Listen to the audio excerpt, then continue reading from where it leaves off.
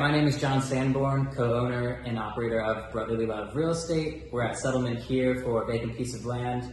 Here's our seller, Shah. How you doing? So, Shah, how did the process go? I guess first off, how did you find out about us? Well, for one, it was on Google. Also, people had inquired about the property prior. Okay. But it was just something about like looking at your reviews and doing my investigation. I used the one. Cool. That sounds good. And then how was the process from like start to finish?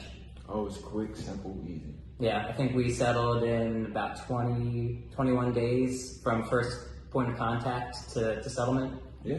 Yeah. And would you recommend us to family and friends?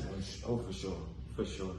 One of the most communicative individuals I ever worked with. Great with his personality, great with helping you to get to where it is you're trying to achieve, and as well as being open and transparent about the whole situation and the whole process of how everything unravels and unfolds. He has you in your best interest in his corner, and I highly recommend it. Cool. Thanks so much, man. Appreciate it. Likewise.